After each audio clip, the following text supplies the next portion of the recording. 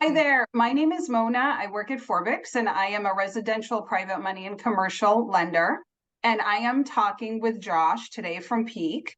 And we're going to cover 1031 exchanges because this is something that comes up often in real estate. And I realize that a lot of people just don't really know exactly how it works. So luckily, Josh is here to sort of explain a lot of that for us today. So, do you want to introduce yourself, Josh? Yeah, of course. I'm Josh Messian. I'm the manager and senior exchange officer at Peak 1031 Exchange. Before that, I used to practice in real estate law for a number of years, but this is my niche. This is where I feel at home. So tell us, what is a 1031 exchange, and also what is an accommodator, because those terms are usually used together. Yeah, sure. A 1031 exchange, 1031 refers to a section of the Internal Revenue Code, which is the tax code. And essentially, it's easier if I just explain it. If I own an investment property that I bought, say, for $500,000, and then I turn around and I sell it a few years later for $700,000, that $200,000 of profit, so to speak, that's called a gain. And I get taxed on that. I pay capital gains tax on that $200,000. But if I take the money and I reinvest it into another property worth $700,000 or greater, then I can defer those capital gains. So that's what a 1031 exchange is. And then as to the accommodator, well, there's one catch to all of that. The catch is that a third party, known as a qualified intermediary or a 1031 exchange accommodator, has to hold the money between when I sell my old property and I buy my new investment property. So that's what an accommodator does. What would you say is the most important aspect of a successful 1031 exchange? Well, I think that there are three main aspects of a successful 1031 exchange. I think the three most important ones are: number one, you're selling and buying investment property. Right? So not a primary residence, not stock, right? It has to be real estate, right? But you're selling and then buying an investment property. So that's number one. Number two, the replacement property or properties have to be A, of equal or greater value, and B, must have equal or greater equity than the property that was sold. And then the last bullet point I would say is that just be sure that you're complying with the 1031 exchange timelines. So there's two important timelines, right? Starting from when the relinquished property sale closes, you have 45 days to identify in writing your replacement property or properties. And then you have 180 days, again, also starting from when the relinquished property sells, to close and acquire all of the replacement property. So 45 days and 180 days. Seen a lot of people get really stressed out about those timelines. Yeah. At least in Los Angeles, I have. Yeah.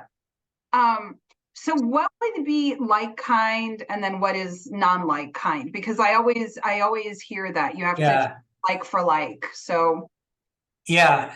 So the definition of like kind is very broad. So I could sell a single family residence and buy a commercial property, or I could sell a hotel and buy a farm, or I could sell, vacant land and go buy a strip mall. So the asset class does not have to be like kind, so to speak. The only thing that has to be like kind is that both properties, right, the property being sold and the property being purchased, are held for either investment or business purposes. That's like kind. so that tells me that somebody cannot do a 1031 on their primary residence. That's correct. I'll also just say, yeah, primary residence is the big no-no for non-like kind. And then another good example of non-like kind is a property that's held primarily for sale. So that would be like a dealer property or a fix and flip. So if I'm in the business of building homes and then selling them, right, I cannot do a 1031 exchange on that sale, right? Or if I'm in the business of fixing and flipping, I can't do a 1031 exchange on that sale either. So that's also non-like kind. So there has to be a strategy of a long-term hold. or an intention for that. Yeah, an intention. That's a much better word. Yeah, an intention for a long-term hold, for ideally 2 years. Yeah. Does it make a difference how somebody holds title to a property? Like, let's say they have an investment property and that's owned in an LLC. Can they hold title for the replacement property in a trust, in a corporation? Does it have to be an LLC? How does that work? Yeah. So and this is an often confusing question because a lot of people are under the mistaken impression that title to the replacement property has to be exactly identical to how title was held on the relinquished property, but that's actually not true. What the actual requirement is that it has to be the same taxpayer that sells the relinquished and buys the replacement. So what do I mean by that? I'll give you an example. Let's say I own the relinquished property under my name individually, right? So that's me, that's Josh, I'm the taxpayer, I sell the relinquished property, right? And then on my replacement property, I want to go and create a single member LLC because I want the liability protection, and I want to go buy that replacement property under my single member LLC. That is perfectly okay. Why? Because that single member LLC is a disregarded entity for tax purposes. The taxpayer is still me, right? Because that is a pass-through entity. So that situation, it's fine. Certain types of trusts are also pass-through entities. When you get to like corporations, I think generally speaking, those usually aren't. And then whenever you have a multi-member LLC, those are always a different taxpayer, right? So if me and my buddy form an LLC and that owns the relinquished property, and then the LLC sells the relinquished property, now the LLC has to either exchange or not exchange, right? Me and my buddy, my partner, we can't go our separate ways and take title individually to the next property, right? Because I'm a different taxpayer than that multi-member LLC. Stay the same then. So, but could both of you sell it and buy a property also in the same LLC? Yeah, absolutely.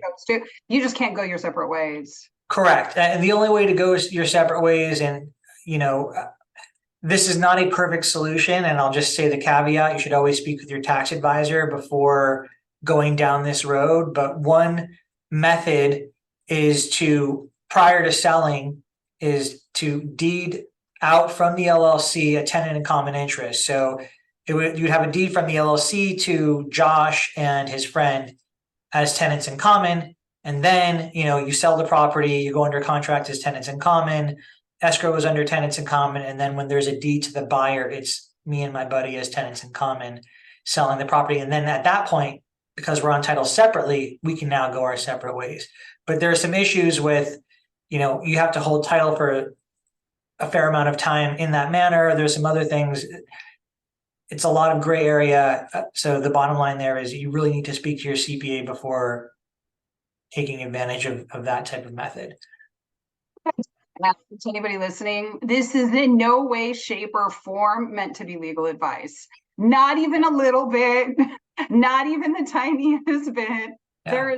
There's no attorney-client relationship. This is just informative, high-level, questions and answers for somebody who might have some questions about a 1031, basic knowledge, but to really know if it's done properly or not. Like you said, you should talk to an attorney, you should talk to a CPA. They're going to want to know how is title held, how long have you owned it, what's your intention, what's the relinquishing property, what are you going into? There's a lot of nuances to it. Yes. And definitely not anything I would ever recommend somebody doing alone. But I do feel like you have to have an attorney, you have to have a CPA to give you the advice. Yeah, I think that, a regular plain vanilla exchange where you're just, Josh is selling property A, doing an exchange, buying property B, it's clear that they're both investment properties, et cetera. In that situation, I don't know that it's necessary to consult a CPA, but when you have, these little complexities, like for example, the situation we were just talking about where you're trying to break up an LLC and deed it out to a tenant in common interest and all that stuff and kind of go your separate ways, that is definitely, CPA / tax attorney territory for sure. So what's a reverse 1031 exchange? Because I've heard that here and there, and some people try to do that. Yeah, so a reverse 1031 exchange, actually, there's no such thing as a reverse 1031 exchange if you want to know the truth. In other words, there is no such thing as an exchange where the taxpayer buys their replacement property before they sell their relinquished property. What actually happens, right, if there's a situation where the exchanging party has to close on their replacement property before they have time to sell their relinquished property, what we do is we create an LLC that steps into their shoes as the buyer of the replacement property. Okay. We own the LLC. So they don't own it, we own it. LLC steps into their shoes as the buyer. They buy the property. The LLC buys the property rather, and the taxpayer lends the money to the LLC to do so. So now the exchanger / taxpayer becomes the lender. LLC buys the property. Now the seller is out of the picture. That transaction has been completed. And now the LLC sort of acts as a placeholder. And now they have 6 months to sell their relinquished property. During that period of time, the client / exchanger will have a triple net lease on the property. So they'll be able to do whatever they want with it. They can still rent it out.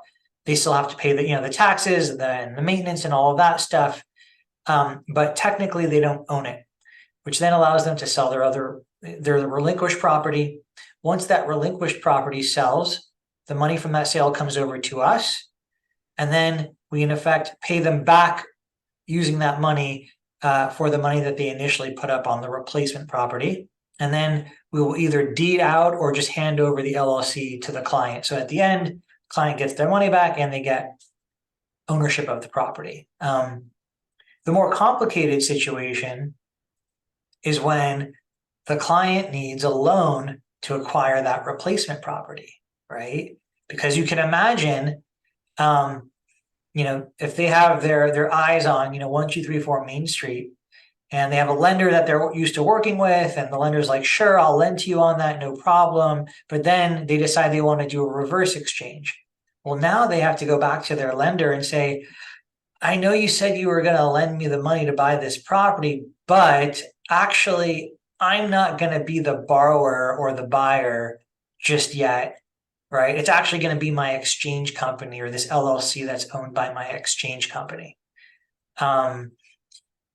You could imagine that a lot of lenders, especially ones that aren't familiar with this process, they're not going to do it. Your Wells Fargo's, your Chase's, Bank of America, FHA loans, which I don't even think allow LLCs, right?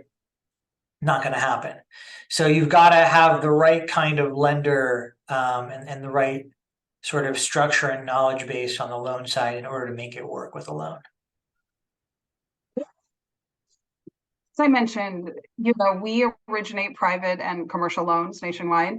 Yeah. And we do have some lenders here and there who have said that they can lend on a reverse 1031.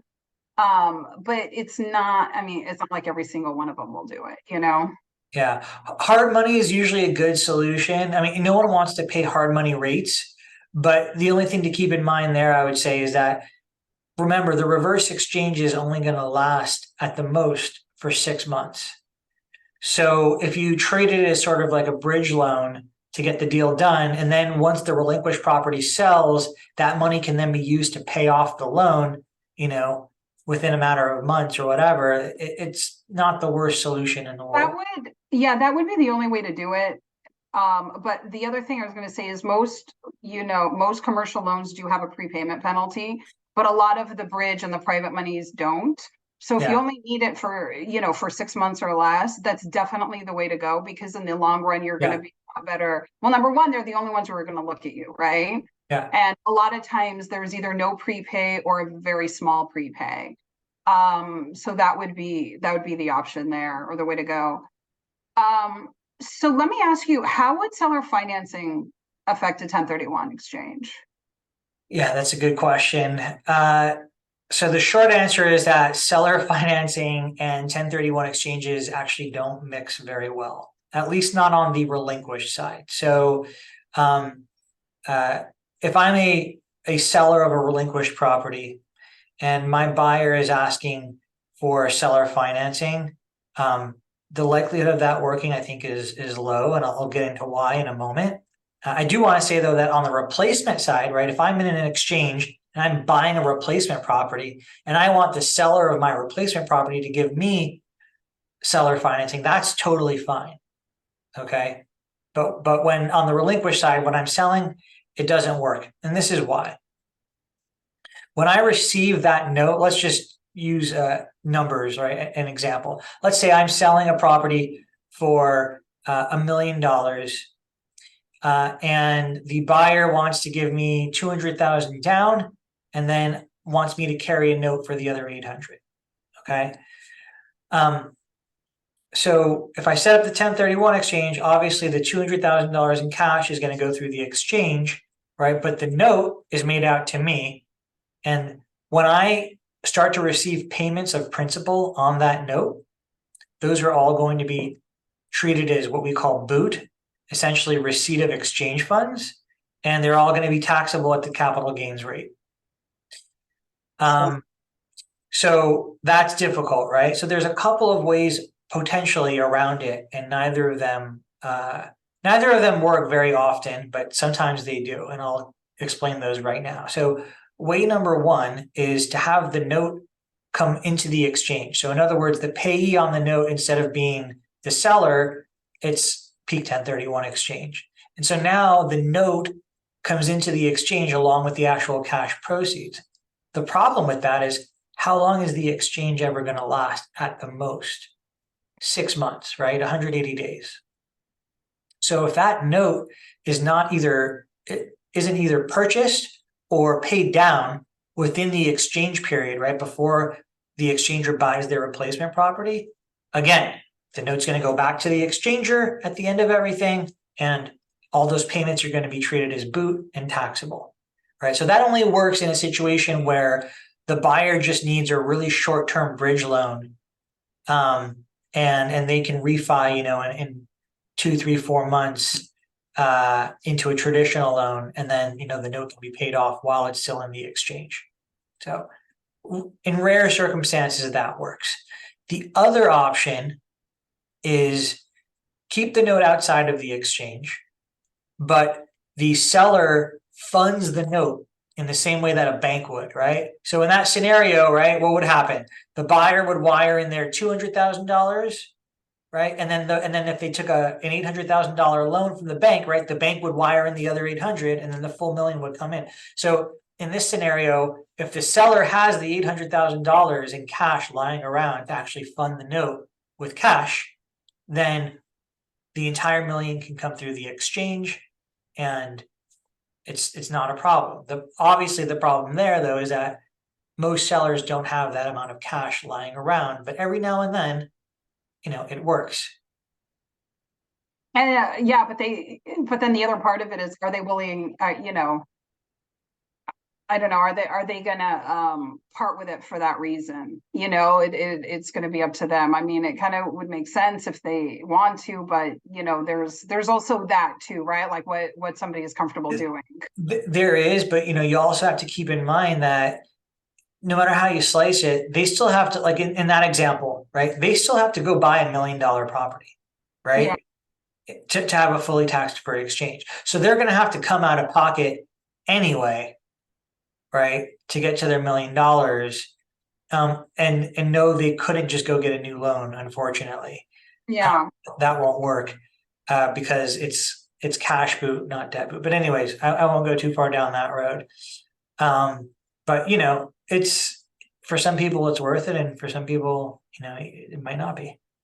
Can someone take money out of their exchange account if they needed it? Yeah, the short answer to that is no. Okay. If you're in the middle of an exchange and you decide, and your accommodator has $1 million of exchange funds, and you decide, I need $50,000 to, I don't know, pay off a high interest credit card or something, or I want to go buy a car. you can't just go to your accommodator in the middle of the exchange and say, hey, send me $50,000. I know I'm going to pay taxes on it, but I need the money now. Please send it over. It doesn't work that way. There are restrictions in the Treasury regulations that require all exchange agreements to limit the exchanger's access to the exchange proceeds.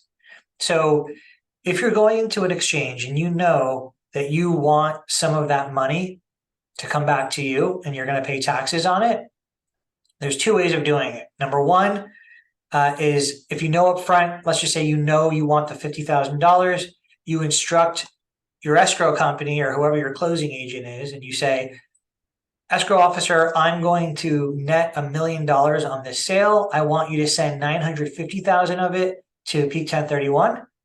And then I want you to send the other 50 back to me and I'll pay taxes on it and then use the rest for whatever I want.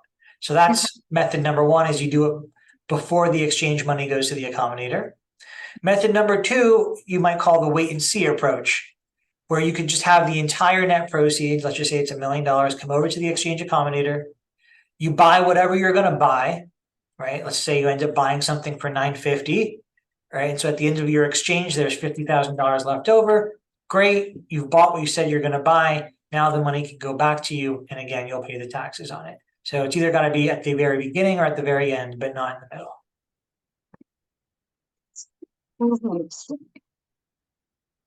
I'm sorry, it cut out a little bit that time.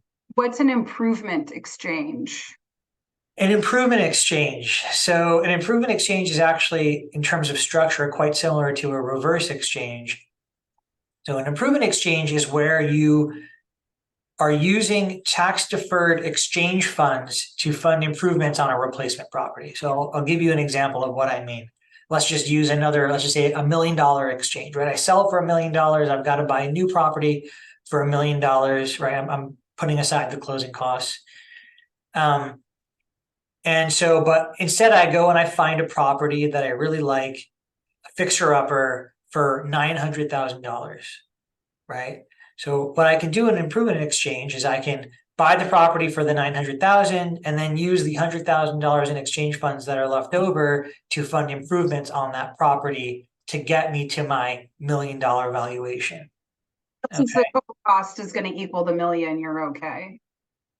Exactly. Yeah. So it's the cost of the original purchase price plus the cost of the improvements. Some people will ask, well, what if I put in $100,000 of improvements, but the value of the property is actually now 1.1, right? It doesn't matter what the appraised value is. It's the simple formula is, what did I originally pay for it? Plus what did I spend on the improvements? The way that it's done, in case anyone is interested though, like that reverse exchange, we create an LLC that we own. The LLC, again, buys the replacement property for the $900,000, and the LLC holds the property while the improvements are being made using the rest of the exchange money. And then at the very end, the client / exchanger takes ownership either of the property itself or of the LLC, for the quote unquote finished product for the full value. So that's how it works. It goes into same issues with the whole lender situation there too. Yeah, because then you're selling something for $1 million and then you're buying something for $1 million. It's just the 100,000 was the improvements, but that's just how it ends up. Exactly. All right, cool. And then my last question is, this is something that I hear about here and there, but not a lot of people know about, but what's a DST, or a Delaware Statutory Trust? And why do you think it's important that people know about that? Yeah, so I think, so first of all, what is a DST? A DST is simply a Delaware Statutory Trust is a type of legal entity that can own real estate. And what happens is a DST sponsor will create this entity. They'll go and they'll either develop or acquire real estate. Usually these are pretty large assets or portfolios. So think something like, a $50 million warehouse facility or $100 million portfolio of, healthcare facilities or something like that. And what you're doing as an exchanger or just as a purchaser is you're buying a tiny little fractional ownership interest. So you might be buying a 0.2% interest in this, gigantic, $100 million project or whatever. But your ownership of that little tiny percentage entitles you to your share of the monthly cash flow of the asset or portfolio. And also later on, right, when the underlying asset gets sold, right, if the asset has appreciated, right, then again, you're entitled to your share of the sale price, which hopefully is going to be now higher than what it was when you bought in. I think that the reason it's important for exchangers to know about DSTs is that they count as valid replacement property in an exchange. So, and I think like where they come into play the most is if you're an exchanger who's been in the game for a while, but you're sort of getting to a point in your real estate investing career where you're no longer wanting to manage all of these properties or worry about all of that. When you're in a DST, the sponsor is managing everything. You're just collecting a check every month, or actually, I think the funds are usually ACH'd directly into your account, direct deposit. So it's more hands-off, which for some people, they love it. Other people, they don't like that idea. They want to be in control. So for those people, DST is not a good solution. I think another big advantage is that DSTs are, they're really easy to get into. So with a regular property, especially now in this market, even I should say now in this market, in some areas, there's still bidding wars and above asking and all of that stuff. Well, there's none of that going on with a DST. It's just, you pick one, you like it, if they have shares available, you buy in at whatever percentage you get. And then I think, the other big thing is that there's usually a debt component with these. So there's already debt on the property. So if you do an exchange and you sell a relinquished property that has debt on it, that debt has to be replaced, right? And sometimes, depending on how highly leveraged someone is, or maybe if their credit's not so good anymore, they sell a property, they're in an exchange, but now they can't get the loan that they need on their replacement property, right? And they have debt replacement requirement. Well, with a DST, they can buy into a DST and get that debt replacement requirement met without having to go through any of the underwriting or whatever, because the debt's already on the property. So I think that they're important to know because I think they're a really good backup option for a lot of people. If you can't find a property, you have the DST in your back pocket. I think also, again, for someone that doesn't want to manage stuff anymore, they're not a bad option. Or if you've already bought a property, but you have some leftover money in the exchange, and it might not be enough. Let's just say you're buying in California and you have $100,000, left in your exchange. It might be tough to find something to do with that $100,000. Well, you can easily put it into a DST and still make some money on it. So that's why I bring them up. Yeah. What's cutting out again? I'm so sorry. Saying thank you for your time and all the information. It's very valuable. Yeah. So if somebody wanted to find you, how would they find you? Yeah. So first of all, our website is just peakexchange.com. That's PEAK exchange, EXCHANGE.com. So on there's our 866 number. It's 866-357-1031. People can email me, Joshua M at peakexchange.com. We also have a general email, 1031team at peakexchange.com. So any of those will work. But if you go on the website, you'll be able to reach out for sure. Well, thank you so much. Thank you, Mona, for having me. Take care. Okay, take care. Talk to you soon. Bye. Bye-bye.